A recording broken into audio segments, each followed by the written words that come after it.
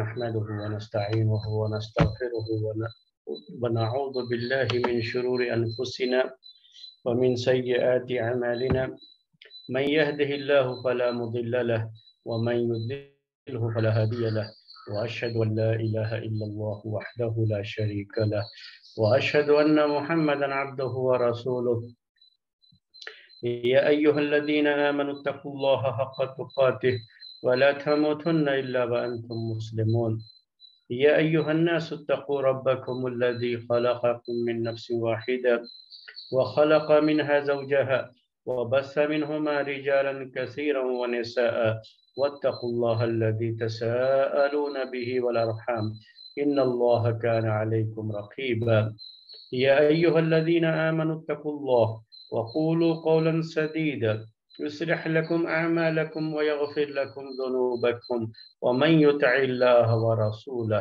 فقد فاز فوزا عظيما أما بعد فإن خير الحديث كتاب الله وخير الهدي هدي محمد صلى الله عليه وسلم وشر الأمور محدثاتها وكل محدثة بدعة وكل بدعة ضلالة وكل ضلالة في النار. محترم بھائیو، سورہ یوسف کی تفسیر کا یہ سلسلہ جو آپ کی خدمت میں پیش کیا جا رہا ہے، آج ہمارا پڑاؤ ہے اس سورہ کے تعلق سے آیت نمبر 93 پہ۔ آیت نمبر 93، 94، 95 وقت رہا تو انشاءاللہ 96۔ ان آیات کے تعلق سے بات آج آپ کے سامنے آئے گی۔ سب سے پہلے آیت نمبر 93، اللہ تبارک و تعالیٰ کا ارشاد ہے اذهبوا بقمیصی ھذا۔ یہ یوسف علیہ السلام کی بات ہے جو اللہ تبارک و تعالیٰ نے ذکر فرمائی ہے۔ یوسف علیہ السلام اپنے بھائیوں سے کہتے ہیں کہ اذهبوا بقمیصی ھذا، کہ تم میری اس قمیص کو لے کر کے جاؤ۔ اذهبوا بقمیصی ھذا، میری یہ قمیص تم لے کر کے جاؤ۔ فَأَلْقُوهُ عَلَى وَجْهِ أَبِي، اور اسے میرے باپ کے چہرے پر ڈال دو۔ یأتی بصیرا، تو دیکھنے لگیں گے، ان کی آنکھ کی روشنی واپس آ جائے گی۔ یہ یوسف علیہ السلام نے اپنے بھائیوں سے کہا۔ اذهبوا بقمیصی ھذا۔ آج اسی آیت کے تعلق سے پہلے بات آپ کے سامنے رکھی جائے گی۔ یوسف علیہ السلام کی قمیص کا بھی بڑا ذکر ہے ان کی پورے اس قصے میں، اور آپ نے اب تک جو ان کا قصہ پڑھا ہے، جو سنا ہے، تو 3 مرتبہ ان کی قمیص کا ذکر آپ کے سامنے آ چکا ہے۔ یہ تیسری مرتبہ ہے۔ پہلی مرتبہ آپ کے سامنے قمیص کا ذکر آیا جب یوسف علیہ السلام چھوٹے سے بچے تھے، اور اس موقع پر یوسف علیہ السلام کے بھائیوں نے انہیں لے جا کر کے کنویں میں ڈال دیا تھا، اور ان کی قمیص کو خون میں رنگ کر کے اپنے باپ کے سامنے پیش کیا تھا، اور یہ دعویٰ کیا تھا کہ یوسف علیہ السلام کو بھیڑیا کھا گیا ہے، آپ دیکھ لیجئے، ملاحظہ کر لیجئے خون میں لت پت ان کی اس قمیص کو۔ تو یہ پہلا موقع تھا جب یوسف علیہ السلام کی قمیص کا ذکر آیا ہے، اور اس قمیص یعنی یہ قمیص یوسف علیہ السلام کی 3 موقع پر کس انداز سے وہاں پہ یعنی حالات کے پیش نظر کس طرح سے یوسف علیہ السلام کی براءت کا اور یوسف علیہ السلام کی اہمیت کا اس سے پتہ چلتا ہے۔ تو پہلے واقعے میں ایک طرح سے قرینہ تھا، نشانی تھی یہ کہ یوسف زندہ ہیں، مرے نہیں ہیں۔ उस निशानी को भांप लिया था याकूब अलैहिस्सलाम ने। निशानी को कैसे भांप लिया था कि जब ये लोग कमीज लेकर के आए तो कमीज कहीं से भी फटी हुई नहीं थी, कमीज बिल्कुल सही सालिम। जाहिर सी बात है कि जब भेड़िया किसी इंसान को खाएगा, किसी बच्चे को खाएगा, तो ऐसा तो नहीं है कि भेड़िया ये कहेगा कि भाई साहब आप अपनी कमीज उतार दो ताकि मुझे आपको खाने में आसानी हो और मैं आराम से आपको खा जाऊं, आपकी कमीज पहले आप उतार दो। भेड़िया तो ये नहीं कहेगा ना। भेड़िया तो चीड़ फाड़ करने वाला जानवर है, तो वो तो कमीज के साथ हमला करेगा तो कमीज भी फाड़ देगा। जब हमला करके खाएगा तो कमीज तो सही सालिम नहीं रहेगी। तो कमीज का सही सालिम रह जाना और सही सालिम याकूब अलैहिस्सलाम के सामने पेश किया जाना, ये इस बात की जो है बड़ी जो है वाज़ेह दलील थी कि यूसुफ अलैहिस्सलाम के बारे में जो ये कहा जा रहा है वो गलत है। तो यहाँ इस कमीस ने याकूब अलैहिस्सलाम के सामने यूसुफ अलैहिस्सलाम के ताल्लुक से एक उम्मीद जगाए रखी कि यूसुफ मरे नहीं है, ये जो दावा है ये गलत है। और इसीलिए उन्होंने भाइयों से कहा कि तुम ये झूठा खून लगा करके कमीज पर लाए हो, ये यूसुफ का खून नहीं हो सकता। तो यहाँ कमीज का मेरे भाइयों ये किरदार रहा, यूसुफ अलैहिस्सलाम की कमीज का ये किरदार रहा कि यूसुफ अलैहिस्सलाम की कमीज से ही याकूब अलैहिस्सलाम को अंदाजा हुआ कि उनकी मौत का दावा गलत है, सही नहीं है। दूसरी मर्तबा कमीज का जिक्र आपके सामने आया है जब यूसुफ अलैहिस्सलाम को अजीज मिस्र की बीवी ने वरगलाया और कोशिश की कि यूसुफ अलैहिस्सलाम को अपने जाल में फंसा करके उनके साथ बदकारी करें। तो उस वक्त उनकी इस कमीज का किरदार फिर सामने आता है।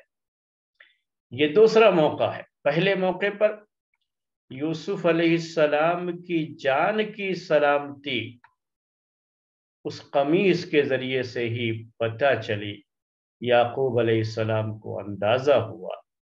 अब एक मौका है जिसमें जान का नहीं इज्जत का मसला है। तो अल्लाह तबारक व तआला ने यहाँ यूसुफ अलैहिस्सलाम की कमीज को ही उनकी इज्जत की हिफाजत का जरिया बना।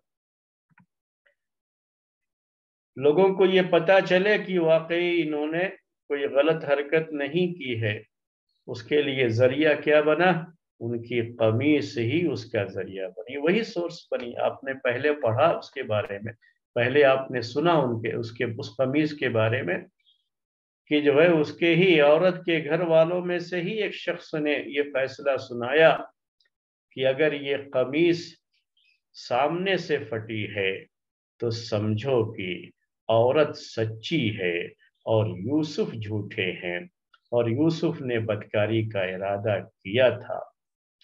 और अगर ये कमीज पीछे से फटी है तो ये समझो कि यूसुफ सच्चे हैं और औरत झूठी है, औरत ने वरगलाया है, औरत की तरफ से ये कोशिश हुई है और यूसुफ तो अपनी इज्जत को बचाने के लिए भाग रहे थे, तो भागते हुए उनकी कमीज पीछे से औरत के हाथ में आई और वो कमीज फट गई।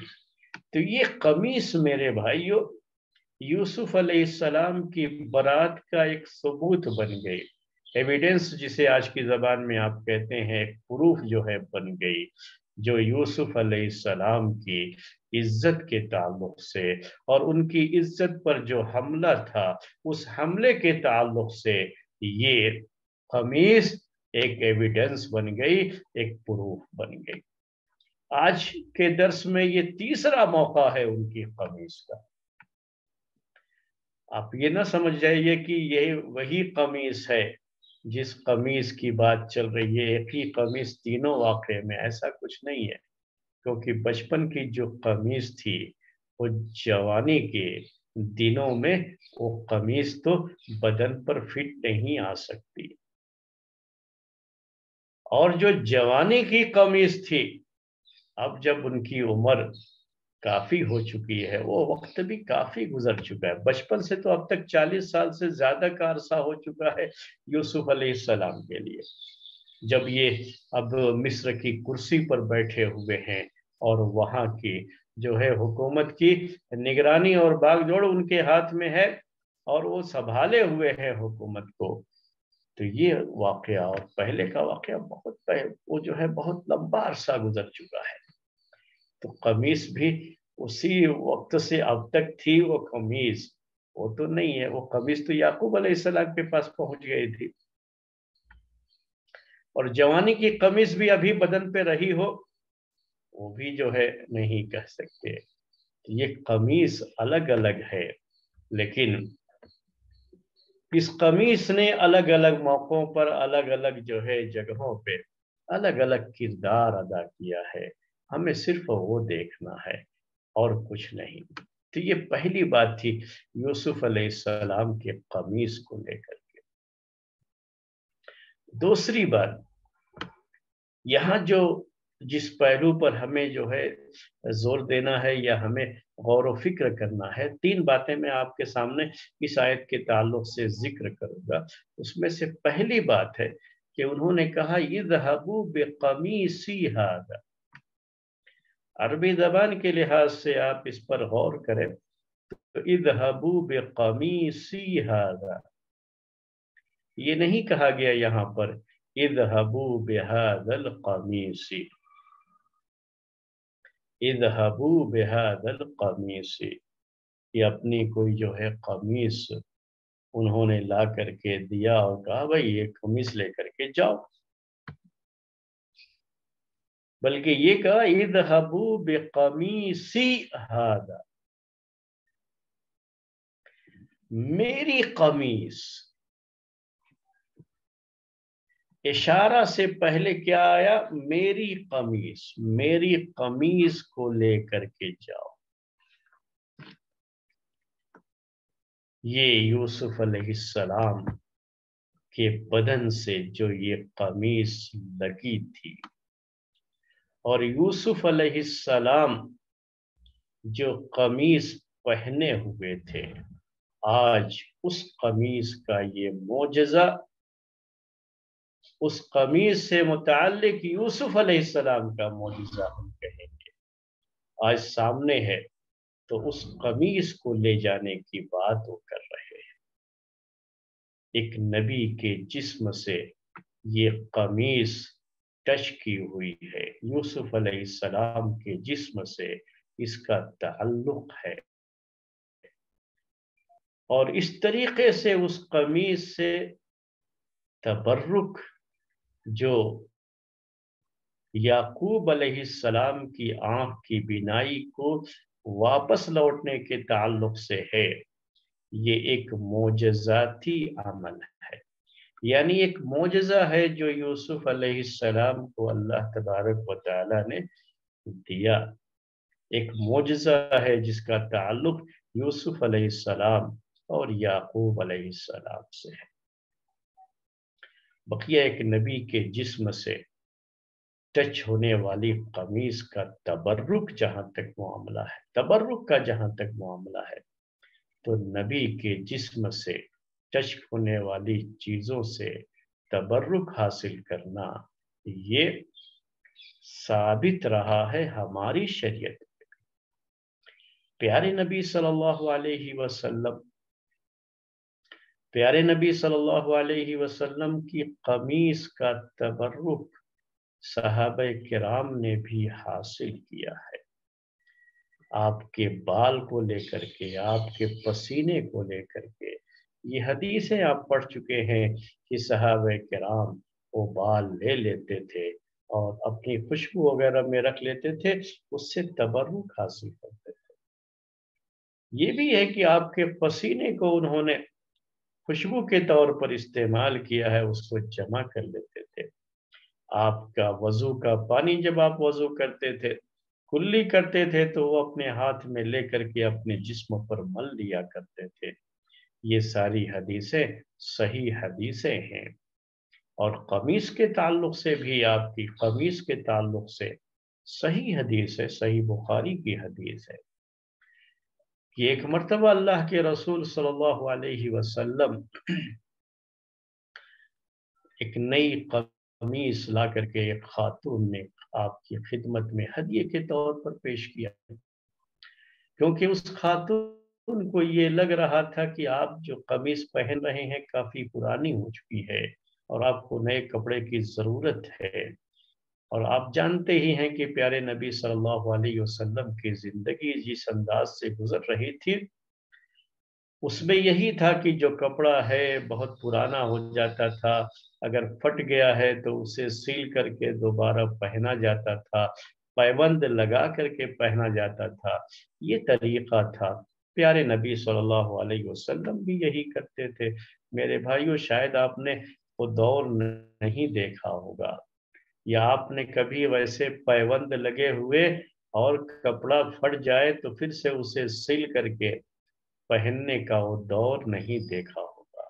آپ کے پاس تو اللہ کے فضل و کرم سے اتنے کپڑے ہوں گے، اور اتنے کپڑے نئے نئے آتے رہتے ہیں کہ کپڑا جو پرانا ہوتا ہے ابھی پھٹنے کا تو خیر بہت دور کا معاملہ ہے، تھوڑا سا پرانا ہو جاتا ہے تو پھر اس کو پہننے کی نوبت نہیں آتی ہے، نئے کپڑوں کا ایسا ہجوم تیار ہو جاتا ہے۔ یہ نعمتیں ہیں میرے بھائیوں جس میں آپ سانس لے رہے ہیں۔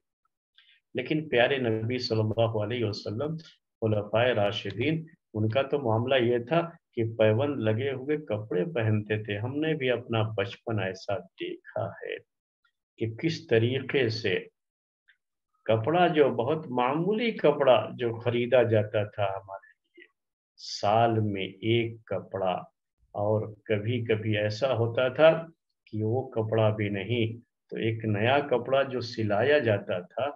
جب ہم کو کپڑے سلائے جاتے تھے، ویسے ریڈی میڈ وغیرہ اس بچپن میں اتنا زیادہ اس کا رواج بھی نہیں تھا، یا بڑے شہروں میں رہا ہو تو چھوٹے شہروں میں اتنا اس کا رواج نہیں تھا، تو کپڑے سلائے جاتے تھے، بڑی معمولی سلائی بھی ہوتی تھی، اور سینے والا بھی جو ہے اس طرح کی جو آج کل بڑی دکانیں ہوتی ہیں، اور بہت جو ہے اس کو جو ہے ایک آج کے دور میں یعنی یہ بھی ایک پروفیشن بن چکا ہے، اور لوگ اس کے لحاظ سے اس کی ٹریننگ بھی لیتے ہیں اور بہت زیادہ پیسے بھی اس میں کماتے ہیں۔ تو اس سب زمانہ تو تھا نہیں، وہ درزی بھی بڑا غریب آدمی ہوتا تھا اور اپنے گھر میں ہی وہ کپڑا جو ہے وہ سلائی مشین رکھ کر کے سی دیا کرتا تھا۔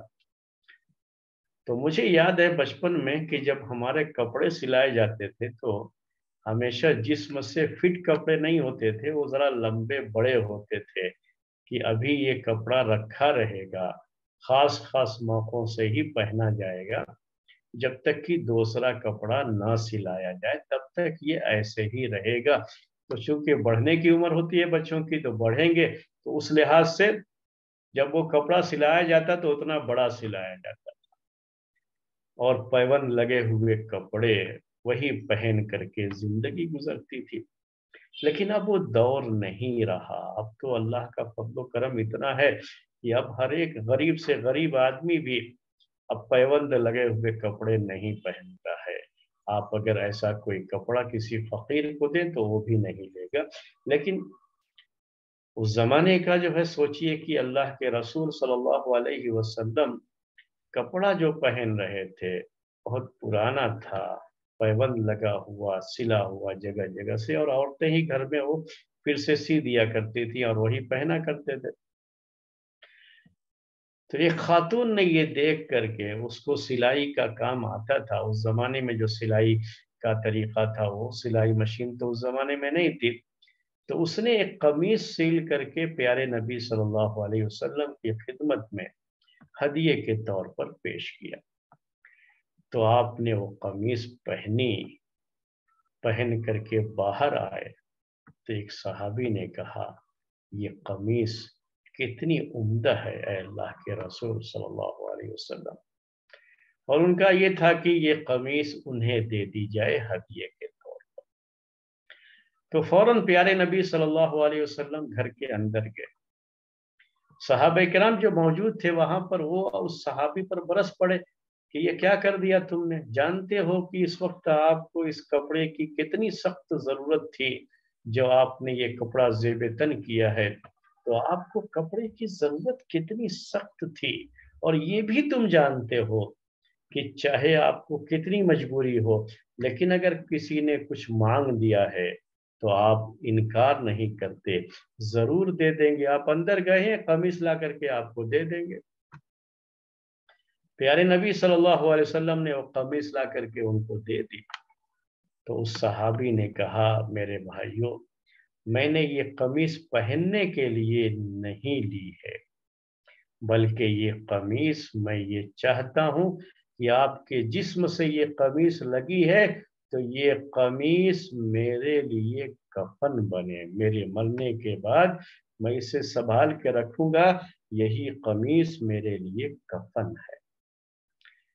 तो आपके जिस्म से वो कपड़ा लगा, उसका तबर्रुक हासिल करने के लिए अपनी मौत के बाद उसको कफन के तौर पर इस्तेमाल करने के लिए। ये सही बुखारी की हदीस है। इसी तरीके से अब्दुल्लाह बिन उबई बिन सलूल, जो एक अच्छे सहाबी थे, लेकिन उसके उनके बाप वो मुनाफिकीन के सरदार थे।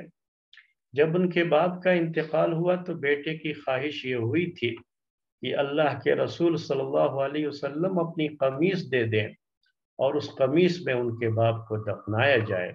बेटे की उस ख्वाहिश का अल्लाह के रसूल सल्लल्लाहु अलैहि वसल्लम ने ख्याल रखा और अपनी कमीज उसके बाप के लिए कफन के तौर पर इस्तेमाल करने के लिए दे दी थी।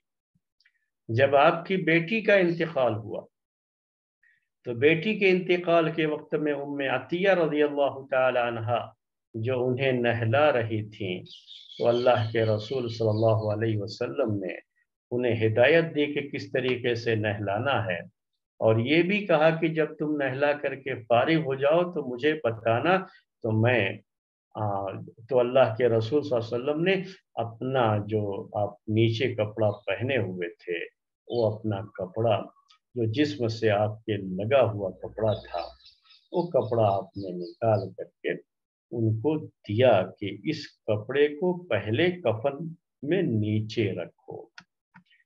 तो इस तरह से एक नबी से तबर्रुक हासिल करने का जो मामला है वो अपनी जगह पर साबित है, वो कोई बड़ी बात नहीं है। अल्लाह के रसूल सल्लल्लाहु अलैहि वसल्लम से भी इस तरह की चीज साबित है, नबी की कमीज का।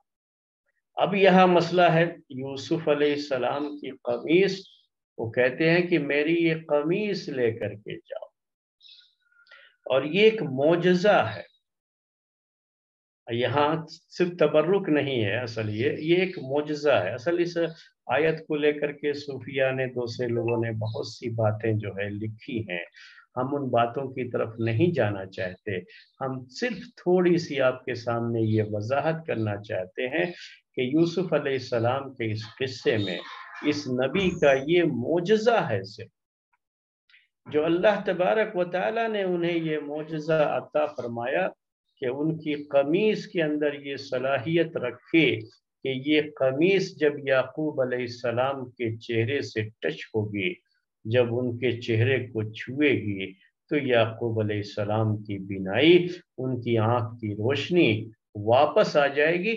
ये सिर्फ एक मोजज़ा है, ये तबर्रुक भी नहीं, ये मोजज़ा है, ये जो अल्लाह तबारक व तआला ने अपने नबी को दिया। और नबी से मोजज़ा जाहिर होना, ये तो नबी की नबूवत की दलील भी होती है, और साथ में दूसरों के लिए इत्मीनान का एक जरिया भी होती है। तो ये मामला था जो याकूब अलैहिस्सलाम की इस कमीज से जुड़ा हुआ है, यहाँ और कुछ भी नहीं है।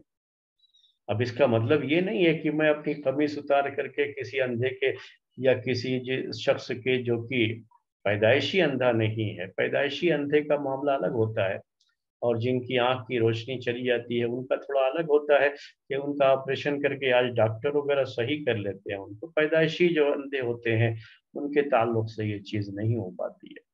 तो मैं ये कह रहा था आपको कि ये जो मसला है कमीज का, याकूब अलैहिस्सलाम भी पैदाइशी अंधे तो थे नहीं, وہ تو یا یوسف علیہ السلام اور ان کے بھائیوں کی جو کے معاملات ہوئے اور پھر بنیامین کا معاملہ ہوا، تو وہ جو آنکھوں سے آنسو ان کے بہتے تھے، آنکھوں سے آنسو بہتے بہتے آنکھ کی بینائی بھی ان کی کمزور ہوئی اور ختم ہو گئی، اس طرح سے وہ اندھے ہوئے تھے۔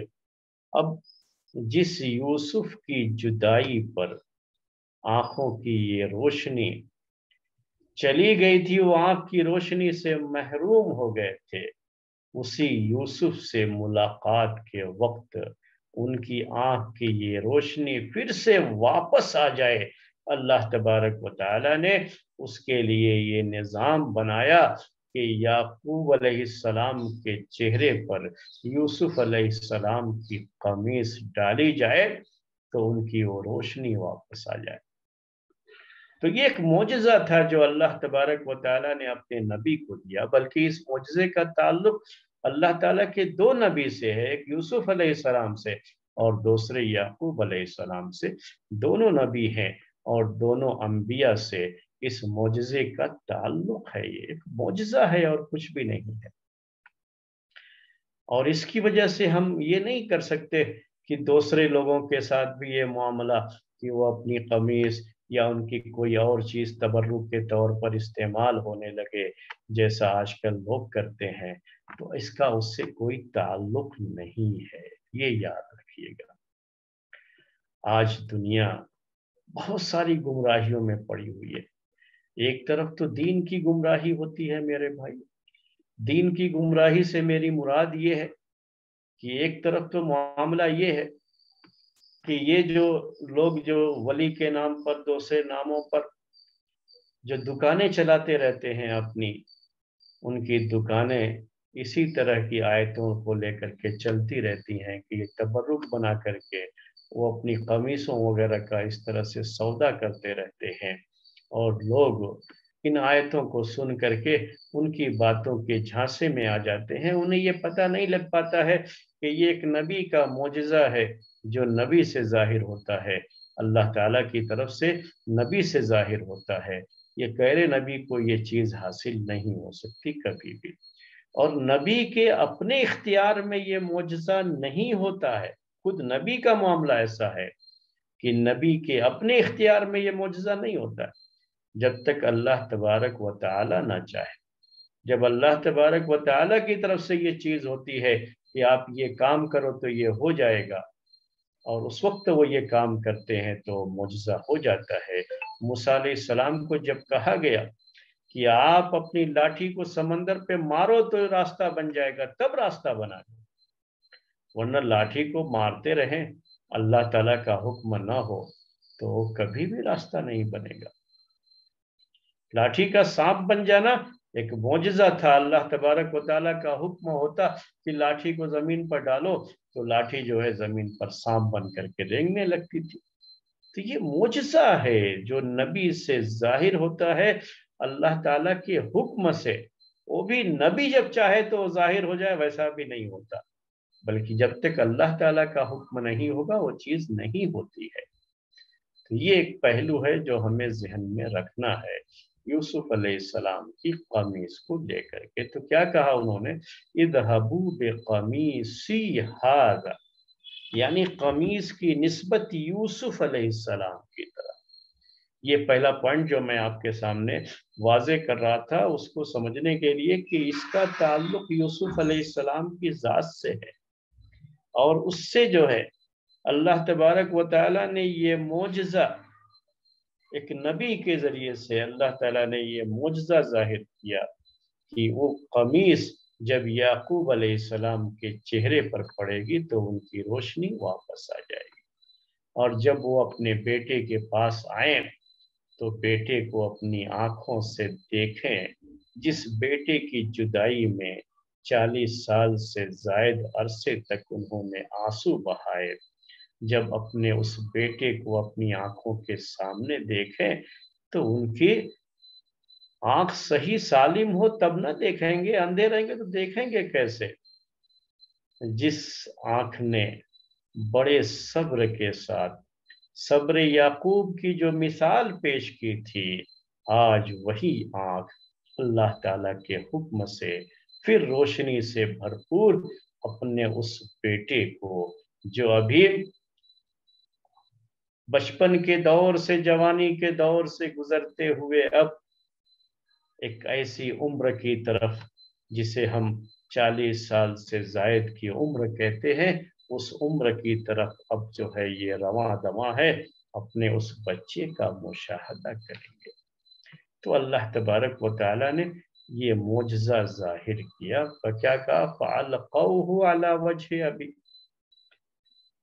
پھر جو ہے دوسرا جملہ جو اس میں ہے وہ یہ کہتے ہیں کہ میری قمیص لے جاؤ، پہلی بات ہو گئی۔ دوسرا پوائنٹ کیا کہتے ہیں کہ میرے باپ کے چہرے پر ڈالو اس قمیص کو۔ نوٹ کیجئے گا دوسرا پوائنٹ، یہ نہیں کہا کہ اپنے باپ کے چہرے پر ڈالو، یہ نہیں کہا، یا صرف باپ کے چہرے پر ڈالو یہ بھی نہیں کہا۔ یعقوب علیہ السلام ان کے ہی باپ نہیں ہے صرف، بلکہ وہ تو ان بھائیوں کے بھی باپ تھے جن بھائیوں کو یہ قمیص دے رہے ہیں کہ لے جاؤ اور اپنے باپ کے چہرے پر ڈال دو، یہ نہیں کہا۔ تو وہ کیا ہوتا جملہ فَأَلْقَوْهُ عَلَى وَجْهِ أَبِيكُمْ، بلکہ کہا عَلَى وَجْهِ أَبِي، میرے باپ کے چہرے پر ڈالو۔ آج بھی ایک بیٹے کا دل مچل رہا ہے اپنے باپ سے ملنے کے لیے، اور بڑی خواہش ہے اپنے باپ کو اس حالت میں دیکھنے کے لیے جس حالت میں چھوڑ کر کے آئے تھے، جب ان کی آنکھ کی بینائی بھی تھی، آنکھ کی روشنی تھی، اس حالت میں میرے باپ میرے سامنے ہوں، خواہش بھی ہے۔ اور اللہ تبارک و تعالیٰ اپنے نیک بندوں کی مدد فرماتا ہے، ان کی خواہشوں کو پوری بھی کرتا ہے۔ تو معجزاتی شکل سے ان کے باپ کی بینائی کو واپس لانے کا اللہ تبارک و تعالیٰ نے یہ انتظام فرمایا، کہا علی وجہ ابی فالقوہ علی وجہ ابی یأتی بصیرہ، یہ جواب ہے۔ جب میرے باپ کے چہرے پر یہ ڈالو گے تو روشنی ان کی واپس آ جائے گی، یأتی بصیرن، وہ دیکھنے والے آئیں گے، یعنی ان کی روشنی واپس آ جائے گی اس وقت۔ یہ یقین میرے بھائیوں زبان میں اسی وقت آتا ہے جب یہ چیز وحی کے ذریعے سے اللہ تبارک و تعالیٰ کی طرف سے ہوتی ہے۔ ایسا کچھ نہیں کہا انہوں نے، یہ تیسرا پوائنٹ، ایسا کچھ نہیں کہا کہ لے جاؤ دیکھو شاید جو ہے روشنی واپس آ جائے، امید ہے، میں دعا کرتا ہوں اللہ تعالیٰ سے روشنی واپس آ جائے، لے جاؤ یہ قمیص جو ہے تبرک کے طور پر، ہو سکتا ہے کہ جو ہے روشنی واپس آ جائے۔ ایسا کچھ نہیں کہہ رہے ہوں، کیا کہہ رہے ہیں؟ لے جاؤ، باپ کے چہرے پر جیسے ہی ڈالو گے میرے باپ کے چہرے پر، ویسے ہی روشنی واپس آ جائے گی۔ اس یقین کے ساتھ میرے بھائیوں وہی کہتا ہے کوئی بات جس کے پاس اللہ تعالیٰ کی طرف سے وحی آتی ہے، اور یہ یقین اسی کی زبان سے جھلکتا ہے جس کے پاس وحی آئی ہے، اور جس وحی کے بارے میں یقین ہے، ایمان ہے کہ یہ اللہ تعالیٰ کا فرمان ہے، تو ضرور ہو کر کے رہے گا، اس میں شک و شبہے کی کوئی گنجائش نہیں ہوتی۔ یہ ہے اصل اس کے اندر، یہی بات سوچنے کی ہے۔ یہی ہم نے پچھلے ہفتے آپ سے وعدہ کیا تھا کہ انشاءاللہ اس قمیص کے تعلق سے اور یعقوب علیہ السلام کی بینائی کے تعلق سے جو بات ہے، اصل بات ہے، وہ ہم آپ کے سامنے پیش کریں گے۔ تو یہ ہے اس کی اصل کہانی میں، بس اتنی ہی بات ہے۔ جو یقین یہاں جھلک رہا ہے عبارت میں، یہ یقین میرے بھائیوں وحی کا یقین ہے، اللہ تعالیٰ کی طرف سے آئی ہوئی وحی کا یہ یقین ہے۔ اس کے جو معجزہ ان کے ذریعے سے ظاہر ہونے والا ہے، وہ معجزہ اللہ تعالیٰ کے حکم سے उस मोजज़े के वक़ू का यकीन है ये। क्योंकि एक नबी को जब कोई चीज़ वही होती है और अल्लाह ताला का हुक्म होता है कि ऐसा करो, ये चीज़ हो जाएगी, तो यकीन होता है मेरे भाइयों उसमें। और वही यकीन हमें इन जो है आयत में, इस आयत में झलक रहा है। आखिर में कहते हैं जो वातूनी बिअहलिकुम अजमाइन, और जब बिनाई वापस आ जाए तो अपने पूरे परिवार को, पूरे खानदान को, पूरी फैमिली को लेकर के आ जाओ मेरे पास। अब याकूब अलैहिस्सलाम की पूरी फैमिली वहां से मिस्र की तरफ रवाना हो, सबको दावत भी दे दी कि वअतूनी बिअहलिकुम अजमाइन, अपने पूरे घर वालों को लेकर के आओ। अब थोड़ा सा जो है आप गौर करें, यहाँ कुरान का जो अंदाज़े बयान है उस पे गौर किया जाता है, इसीलिए अल्लाह ताला ने दावत दी है कि इस पे गौर व फिक्र किया करो। यहाँ देखिए थोड़ा गौर व फिक्र करने का, तदब्बुर करने का क्या मामला है कि पहले जब बाप की बात थी तो क्या कहा, फ़अल्क़ूहु अला वजहि अबी, मेरे बाप के चेहरे पर उसे डाल दो, ये कहा था। लेकिन जब बात घर वालों की आई तो ये नहीं कहा वातूनी पे अहली अजमाइन, मेरे घर वालों को लेकर के, मेरी पूरी फैमिली को लेकर के आओ, बल्कि ये कहा वातूनी बे अहलिकुम अजमाइन। अब यहाँ जो हमने पहले आपसे कहा कि वहां अबीकुम नहीं कहा, जबकि वो भी बनती थी बात, नहीं कहा, और यहाँ पर बेअहली नहीं कहा बल्कि बेअहलिकुम कहा, अपनी पूरी फैमिली को साथ में लेकर के आओ। क्योंकि अगर यूसुफ अलैहिस्सलाम यहाँ पर ये कहते कि मेरे घर वालों को लेकर के आओ, तो ये भाई भाई की अगर फैमिली, जो इनकी अपनी फैमिली होगी, वो उसमें शामिल होगी या नहीं होगी, वो एक मसला होगा। तो जब ये कहा कि तुम अपने पूरे घर वालों को, अपने पूरे घर वालों को लेकर के आओ, तो ये घराना, याकूब अलैहिस्सलाम का पूरा घराना उसमें दाखिल हो गया और वो सबको लेकर के आएंगे। सारे लोग वहां से अब मिस्र की तरफ रवाना हुए। तो ये यूसुफ अलैहिस्सलाम की इल्तिजा थी जो उनके सामने रखी, और उनकी ये दरख्वास्त थी जो उन्होंने भाइयों से कहा कि जो है ये आप लोग जाइए और इस तरह से जैसे मैंने कहा है उस तरह से पूरा मामला कीजिए, और सब लोग फिर यहीं पर तशरीफ लाइए। अब यहाँ तक तो मेरे भाइयों ये मामला हो गया। अब उसके बाद जो आगे की आयत है 94, कहा अल्लाह तबारक व तआला ने वलम्मा फसलतिल ईर, और जब काफिला रवाना हुआ। असल फसल के असल माने अरबी में होते हैं अलग होना, जुदा होना, अलग होना। तो कोई चीज जुड़ी हुई होती है तो अरबी में उसे वसला कहा जाता है, जोड़ने के लिए, और अलग करने के लिए अरबी में फसला कहा जाता है।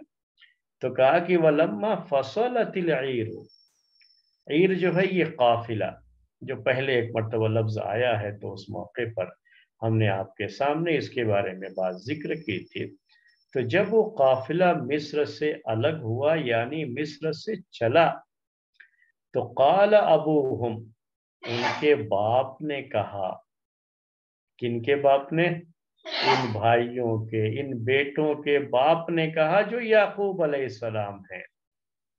यहां पर भी आप नोट कीजिए कि यहाँ ये नहीं कहा अल्लाह ताला ने कि काल याकूब, याकूब ने कहा, बल्कि कहा कि उनके भाइयों, उनके बाप ने कहा। ये भी नहीं कहा कि काल अबू यूसुफ, यूसुफ के बाप ने कहा, बल्कि कहा काल अबू। अब इस किस्से में बाप का ताल्लुक سارے بیٹوں سے جڑ رہا ہے، تو اللہ تبارک و تعالیٰ نے پروناؤن بھی جو استعمال کیا وہ جمع کا ہم، جو سارے بیٹوں کے لیے ہے۔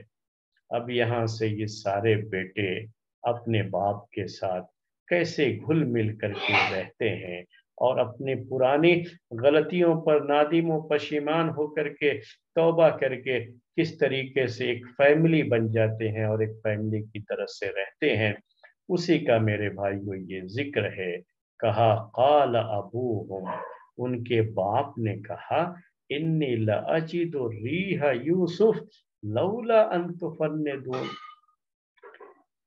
کہ مجھے یوسف کی مہک آ رہی ہے۔ ریح عربی زبان میں کہتے ہیں سینٹ کو، خوشبو کو۔ کہا کہ مجھے تو یوسف کی خوشبو آ رہی ہے۔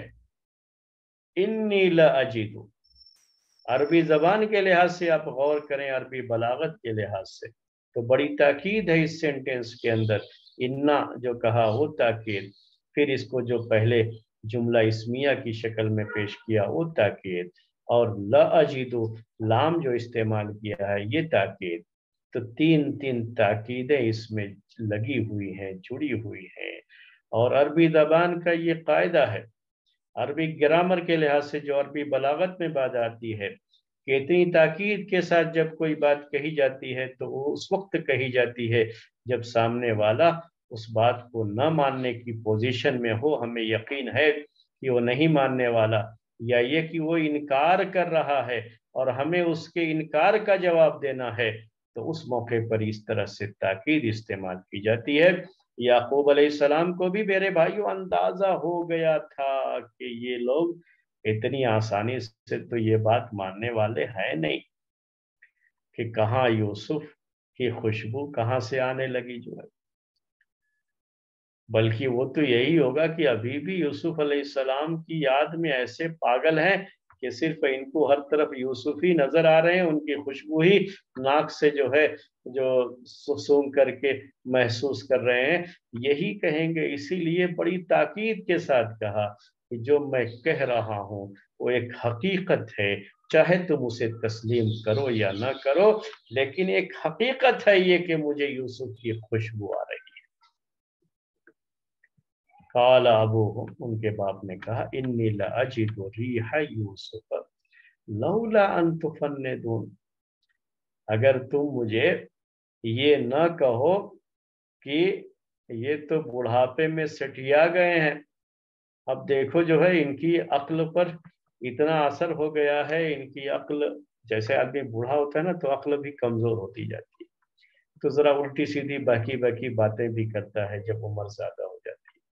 تو دیکھو اب تو ان کا معاملہ ایسا ہو گیا ہے کہ یہ اس طرح کی بہکی بہکی باتیں کرنا شروع کر دیے ہیں کہ ان کو یوسف کی خوشبو آ رہی ہے۔ اگر تم ایسا نہ سمجھو تو میں تم سے یہ کہہ رہا ہوں کہ مجھے یوسف کی خوشبو آ رہی ہے۔ اب یہاں یہی معجزہ ہے جو یعقوب علیہ السلام کے لیے ظاہر ہوا، کہ یعقوب علیہ السلام اپنے بیٹے کی خوشبو اس وقت نہیں جو ہے سونگھ پائے جب وہ بیٹا انہی کے اپنے شہر میں آبادی سے دور کنویں میں پڑا ہوا تھا، تو اس وقت انہیں کچھ بھی پتا نہیں۔ لیکن آج بیٹا جب مصر سے قمیص اپنی بھیج رہا ہے تو انہیں بیٹے کی خوشبو، وہاں بہت دور علاقے میں وہ پڑے ہوئے تھے، اس علاقے میں ان کو بیٹے کی خوشبو جو ہے سونگ رہے ہیں۔ یہ اللہ تعالیٰ کا معجزہ ہے۔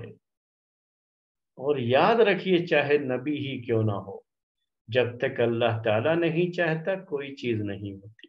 اللہ تعالیٰ نے نہیں چاہا کہ یعقوب علیہ السلام کو ان کے بیٹے یوسف کا پتہ چلے جب وہ کنویں میں تھے، ورنہ اللہ تبارک و تعالیٰ تو اس پر قادر ہے کہ ان کے پاس وہ یہ بھیجتا، وہ نبی تھے کہ آپ کا بیٹا کنویں میں پڑا ہوا ہے، کسی کو بھیج کر کے بولو اس کو جو ہے وہاں سے نکلوا لیجئے۔ لیکن اللہ تعالیٰ نے ایسا کچھ نہیں کیا، وہاں نہیں کیا، تو نبی ہونے کے باوجود بھی ان کو کچھ بھی پتہ نہیں چلا یوسف علیہ السلام کا۔ اور جب اللہ تعالیٰ نے چاہا تو مصر سے قافلہ روانہ ہوتا ہے، اتنی دور ہے، قبیص یوسف علیہ السلام کی ان کے پاس ہے، تو ان کو یوسف علیہ السلام کی خوشبو سونگ رہے ہیں، کیونکہ اللہ تعالیٰ نے چاہا۔ تو جب اللہ تعالیٰ چاہتا ہے نا، تو ہماری جو ہمارے جو آرگن ہیں، ہمارے اندر جو بھی چیزیں ہیں، جو صلاحیتیں ہیں جو اللہ تعالیٰ نے رکھی ہیں، اس کی جو ہے طاقت بڑھ جاتی ہے۔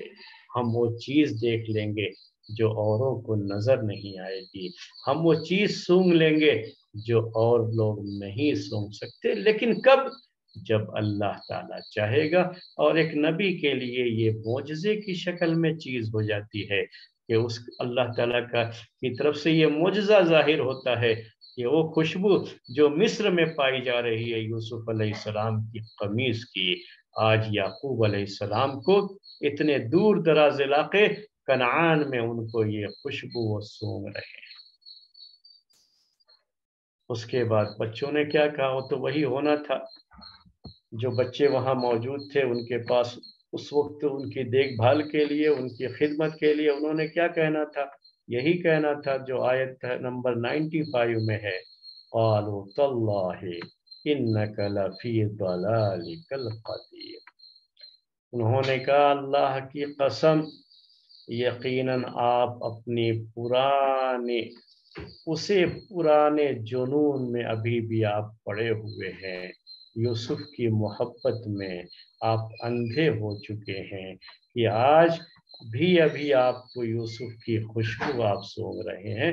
لگتا ہے کہ آپ کی عقل اب ٹھکانے نہیں رہی، یوسف کی محبت میں آپ اتنے پاگل ہو چکے ہیں، اسی پرانی اپنی ڈگر پہ ہیں کہ سب کچھ یوسف اور یوسف کا ہی ذکر اور یوسف ہی کے تعلق سے آپ کی پوری سوچ۔ تو یہ ساری باتیں کیا ہیں، اس جو ہے آیت سے پتہ چلتی ہیں۔ ان بھائیوں نے یہی کہنا تھا، جو بیٹے وہاں موجود تھے ان کو یہی کہنا تھا، انہوں نے وہی بات کہہ دی ہے۔ تو یہ یوسف علیہ السلام کے تعلق سے یعقوب علیہ السلام کی جو والہانہ محبت تھی، اس کا ایک انداز تھا، اور اسی انداز کو لے کر کے بھائیوں نے یہ بات اپنے باپ کے سامنے رکھی کہ لگتا ہے کہ وہ محبت یوسف علیہ السلام سے آپ کی محبت آپ کی دیوانگی کی حد تک جو ہے پہنچ چکی ہے، آپ اس میں بالکل دیوانہ ہو چکے ہیں۔ یہ بات تھی میرے بھائیوں ان آیتوں کے تعلق سے۔ اس کے بعد انشاءاللہ آگے کی جو آیت ہے اس کے تعلق سے بات آئندہ ہفتے آپ کے سامنے آئے گی۔ آج کا درس یہیں پر ختم کرتے ہیں۔ سبحانک اللہم و بحمدک اشہد ان لا الہ الا انت استغفرک و اتوب الیک۔